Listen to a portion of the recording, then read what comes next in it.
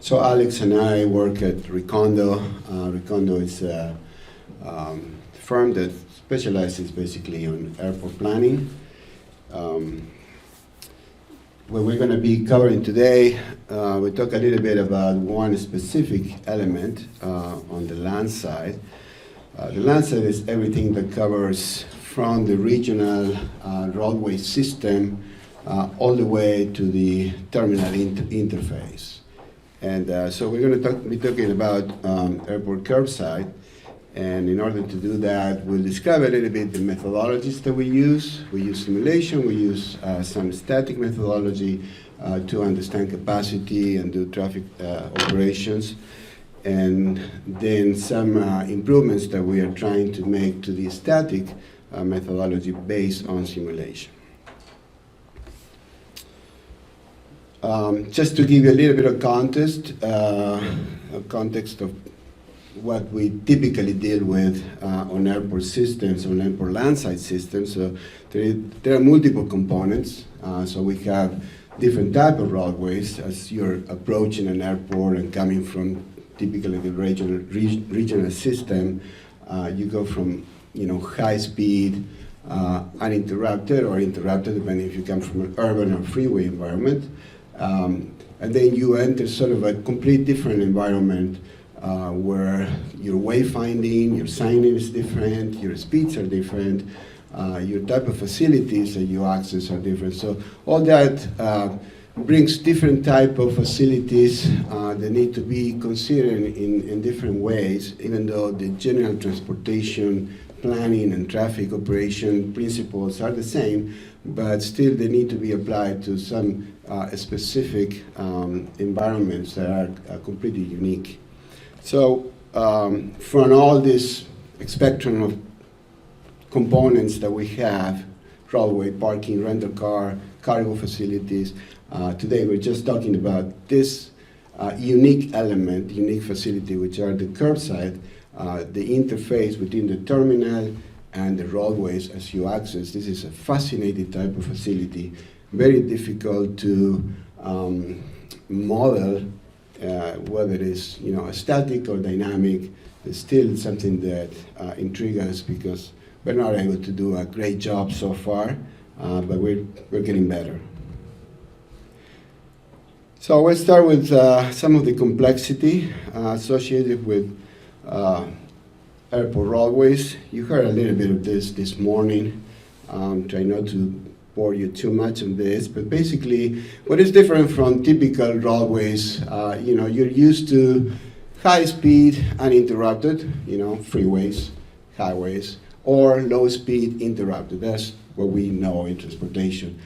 Airports typically are the opposite. They're low speed and uninterrupted, which means that most of the higher capacity equations are not applicable because the speeds are much lower than that. So every time you have to do a weaving analysis or any type of capacity, you are kind of in a problem.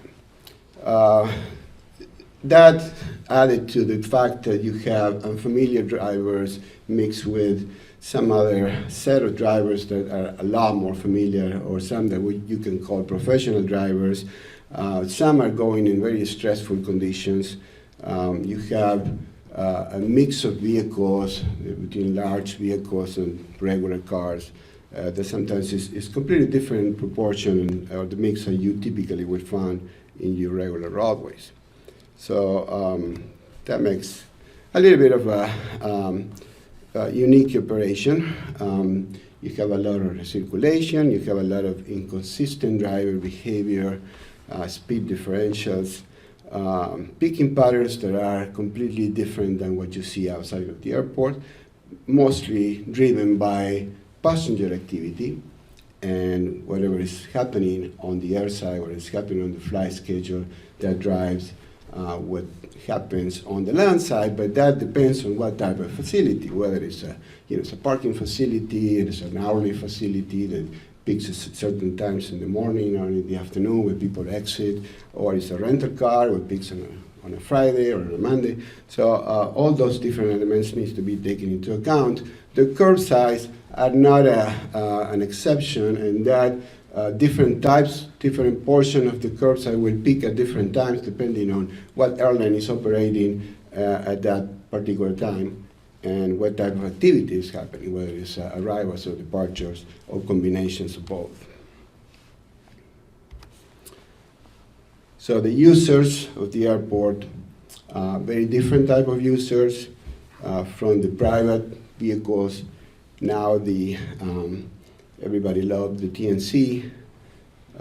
We love it because that's what we get most of the work lately.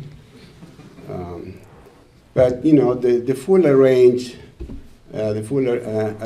of commercial vehicles, from hotel shuttles and all kind of courtesy vehicles, and then large buses and small shuttles, all that need to be considered in your demand estimates. So let's talk a little bit about curbsides. So some of the typical configurations, you know, typically you have is a roadway that is parallel to the terminal. It depends a lot on what happens inside of the terminal. So you would, you know, capacity in general for a curbside roadway will depend on how long the curbside is and how many lanes you have. However, it's not that easy because it's so dependent on what's happening inside the terminal. You can have a very long curb, but if you only have one door in that terminal, you will have everybody basically, you know, stopping, you know, 100, 200 feet around that particular door. So those are the kind of things that make this challenging in terms of understanding all the different factors that play into this. Well, the different type of allocations that can be present in a curb. There are certain areas that are for specific vehicles. There are certain areas that are for everybody. There are certain enforcement that happens sometimes when there are peaking conditions. You'll see officers making people leave as soon as they drop off or pick up. There is security concerns. There is the driver behavior that is different. So all those different elements, just trying to sort of paint a picture of what we're dealing with. So a little bit of repetition, I guess, in here, but one of the main elements here when we're talking about capacity on a curbside roadway is, okay, how evenly your demand is distributed along the curb. And what type of facilities is this? Departures, arrivals combined, and is this a single lane parking, so all the vehicles will park just in one lane, and then you have the other lanes just for through activity, or you allow vehicles to double park or triple park, and in some cases, even if you don't allow, but your demand is high enough, that vehicles will just start using other lanes to park.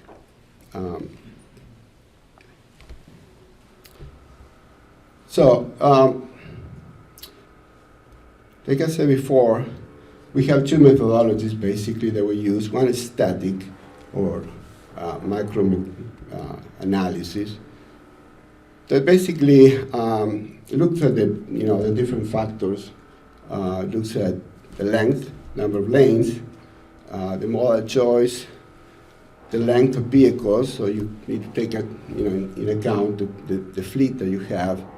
The dwell times of the vehicles, and basically this is a typical queuing model. You know how many servers, you know how many spots you have on your curve, depending on your length and depending on how many lanes you have, and then you know your arrival rate and you know how long the processing time is, and this model basically will tell you how many lanes you need, how many spots you need, and then you compare how many spots you have on your actual curve, and that ratio will tell you sort of a utilization factor in your curve. So that's one of the elements in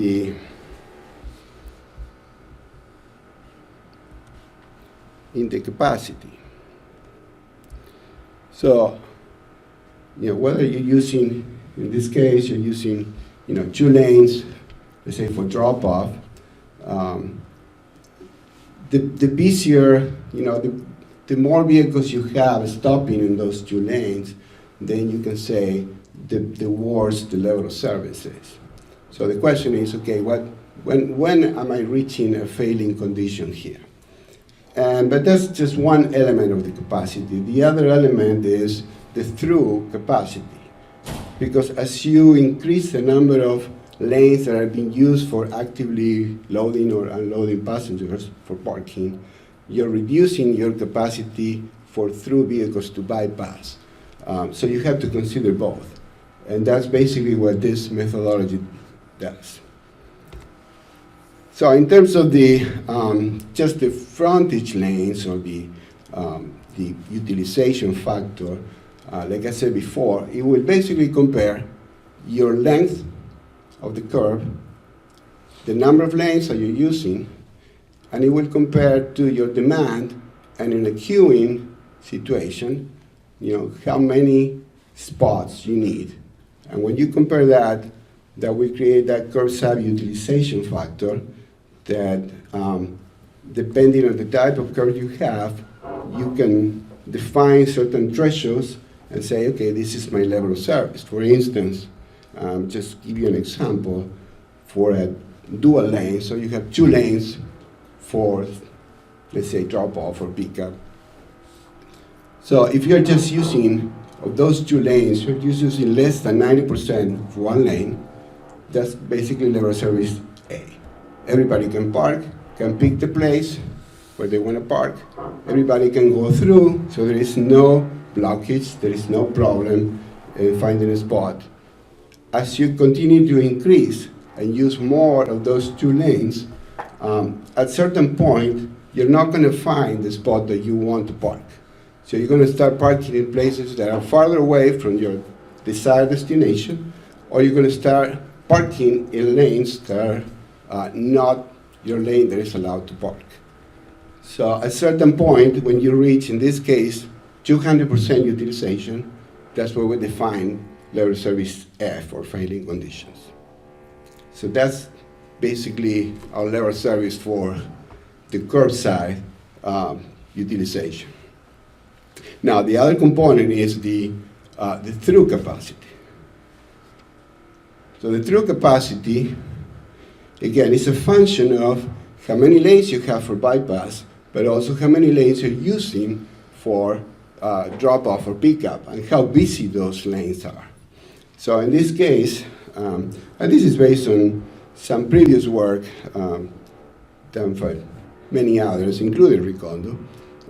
So basically, if you have the full capacity, as you increase the utilization of your curb, and let's say you have a 3-lane curb, there will be this, light green here, and when you reach the 200% utilization, meaning you're using 2 full lanes, you have a 3-lane curve, so that means that there is only 1 lane for bypass. The capacity of that single lane is 1,000 vehicles. That's pretty much how the methodology works. So now you compare that capacity with your actual demand. And in a simple BC ratio now, you can define what your level of service is. So pretty straightforward. The thing is, obviously, this is very planning level. It's quick, it's easy, but it doesn't take into account many of the factors that we just explained before that happens on the curve. It doesn't take into account the operation of individual vehicles. This is just some macro methodology. Upstream or downstream congestion, geometry, lane imbalance, blockage and queuing, driver reaction, parking attractiveness, even though you can define this in different zones and play around with this. Dwell time distribution is just use an average of dwell time. And one of the main ones that we really see, this is one of the issues that we typically find that will not make us trust the static methodology is the pedestrian interaction. So every time we have pedestrian crossings on the curves at a grade, we really, we doubt to use this methodology because it's just, it gives us wrong results. So this was the origination of our little research here in trying to improve this methodology by using simulation and trying to see the impacts of pedestrian on the on the capacity, on the through capacity on the curb, and then bringing back some factors that we can use in the static methodology. So as it was to still use static, and the answer is yes. There's still areas that you want to continue to apply this, even if it is just for a checking point, for another data point, or when you need to do something really quick, or just a preliminary estimate of the length of your curve and how many lanes you need. So there is still a range of applications that you want to use this, spreadsheet methodologies, which are really easy to implement. And for the most part, obviously, we want to use VISM, but if we use the static, we want to make sure that it's actually something that makes sense. So as far as the curbside simulation, we spent a lot of time on this. We've been doing airport landside simulation for decades now, so we've been kind of growing with VISM as far as the capabilities. We're still, I guess I'm hopeful to see Lucas here because that makes me think that maybe PTV will listen to some of the requests. No, but we have come a long way from the early stages. VISM is the only model that really can do something close to replicate the operation, the dynamic and the behavior of a curbside operation.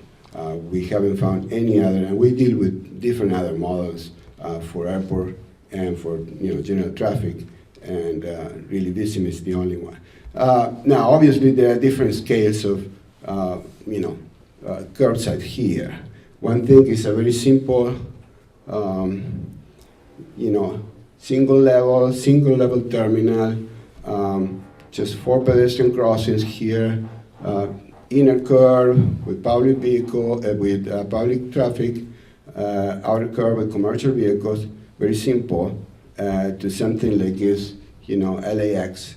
Then you have multiple terminals, multiple levels, interconnections between curves, and Alex knows this pretty well because he's been working on LAX for several years now in the same model, and still fighting with that. So it's not perfect by any means, but definitely it gets us a lot closer to understand the operation, to understand the issues and the complexities of the curve. So a couple of things that we use something similar to the process that I described before to determine the utilization of the curve. So the way that we do this, because we don't have parking evaluations in VISM, the way that we do is we put, sorry. Quick preview to the hot seat. We put data collection points, in every parking zone before and after. It's tricky because you're not just counting vehicles that are parking, you're counting vehicles that are there, and maybe they're blocked, and so it's not perfect, but it gets us somewhere, and it's actually very interesting to see this kind of evolution during the hour, during the time of simulation, when things peak, and so we have the same kind of distribution of level of service based on utilization, but now we can look at within the hour and see those windows where things are happening. So this is pretty powerful. Just a little bit more detail on that. We use some other tools. We use obviously speed maps and We also convert segment density into occupancy. Sometimes that paints a better picture of those spots that are occupied. Obviously, we will have this defined by parking spots that would be much better. So we have to approximate basically close to the average vehicle length, and it gives a kind of an idea of how long that parking spot has been occupied during that simulation time. So with that, I'm just going to hand it over to Alex here to talk about the pedestrian crossing effect. So part of what we wanted to do for this users group meeting was we wanted to look into using Vism to help us improve that Excel, that static methodology. And we really wanted to look into pedestrian crossings. We've had a few projects recently that have really had pedestrian crossings causing issues. So I just set up a simple kind of testing scenario. It's just a 4-lane curbside, 2 lanes for loading, 2 lanes to drive by. It's about 500 feet long. There's either 2 or 3 crosswalks, depending on the scenario I was testing. I just put 600 private vehicles on it, nobody else. There's nobody that's driving by to get to another terminal or anything.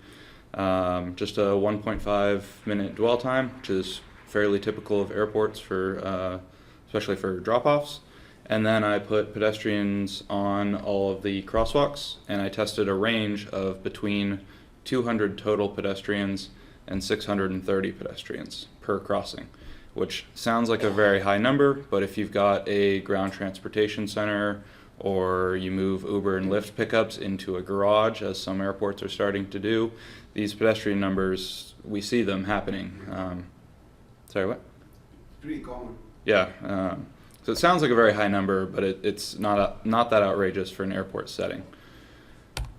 So I did a simple spreadsheet, the static analysis, using the methodology we talked about before, and it's giving a level of service C for the curbside. So it should be busy but not slammed, and then it's saying that the road is just absolutely clear, 30% V over C. You can get 2,000 vehicles through that curb.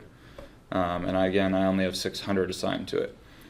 So then I set up a bunch of scenarios and ran those pedestrians across them as unsignalized and kind of uncontrolled pedestrian crossings. So on the top one there's 200 pedestrians per crossing per hour, and the bottom one, there's 600 pedestrians per crossing per hour. And you can see clearly that the throughput down here is not going to be anywhere close to the full 600 demand that was inserted into the model. But the top model, the curbside looks fine. Everyone is able to get through. They'll occasionally have to wait for a pedestrian. I replicated the same analysis, just removing the middle crosswalk and keeping it a 500-foot curb with 2 crossings. We wanted to see how much the number of crosswalks was impacting the curbside section and its throughput. So really, this is just a very basic curbside section that we were testing. I set it up in like an hour. So for the results, I ran it at a wide variety of pedestrian numbers, and then I ran about 15 simulation results for each. So it allowed me to see what the actual throughput was as the pedestrian volumes increased. With 3 crosswalks, the throughput was 100%, 600 total vehicles, until I believe it's about 300 total pedestrians on each crossing, and it was fine. And then you started to see a decline, and the decline gets quite dramatic by the end. For the 2 crosswalks, the capacity was maintained for a bit longer until 350 or 400 pedestrians per crossing, at which point the same similar level of throughput decline was observed. The line of best fit for both of those is plotted here, and then we sort of came up with a real rough estimate for at what point is to quantify that impact on your throughput. So you're saying that up until 300 pedestrians, you're not really seeing much of an impact.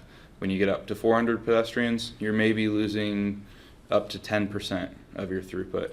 As you get up to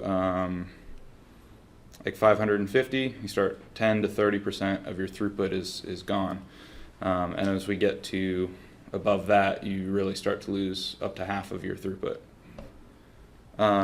So we wanted to kind of test this on a quick case study, which is Omaha Eppley Airfield, a project that Gustavo has been leading and I've been involved in. It was the simple example that was shown earlier, just a single level curb, inner, outer, with 4 pedestrian crossings to the garage. And so here's some security camera footage of what the curbside looks like, just so you can get a sense of how busy and how many pedestrians it is. If any of you are filmmakers, this is known as a Dutch angle. I do not know why the security footage is like this. So looking at it using that static curbside methodology, we were seeing that the curb was performing at a level of service D, which during a peak hour could be considered acceptable, but depending on the jurisdiction, it may not be. The roadway was showing as level of service C from our static or preliminary study, but the client was coming back and saying that's not what we're seeing, that's not true. Well, the static methodology didn't account for those 4 pedestrian crossings that they have going across their curb frontage. And again, there's the level of service C.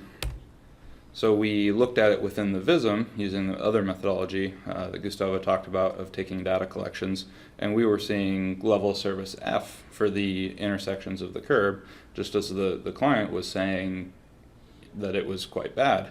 And so there's this large disconnect between that static and the dynamic VISM modeling results. So Gustavo briefly put this together using the reduction factor from the analysis I showed earlier for the number of pedestrians that are crossing. We applied that to the vehicle throughput that the static curbside was estimating and dropped the vehicle throughput from an estimated capacity of 900 to about 650. And then our vehicle volume of 700 was over the capacity, and we were seeing that level of service F for the roadway. It was supposed to have been colored red, but I forgot to do that. So this, just an application of how this brief bit of research could help us in making our static methodology more accurate. So some limitations of this portion that I've done is that it's a really simple curbside section. There's no one else on it, everyone is parking. There's no different zones. There's not like a departure zone where maybe everyone wants to go in the morning as they drop off their friend. The pedestrians were all assumed to be equal in going to and from the terminal, which is not true. Late at night, most people are leaving the terminal as they arrive. All the crossings were uncontrolled, so I could do some testing about if you have traffic officers there or an actual signal. I only tested 2 or 3 crosswalks, which is a minimal number, and I also only tested a single vehicle volume. Certainly want to be looking into more vehicle volumes to test it.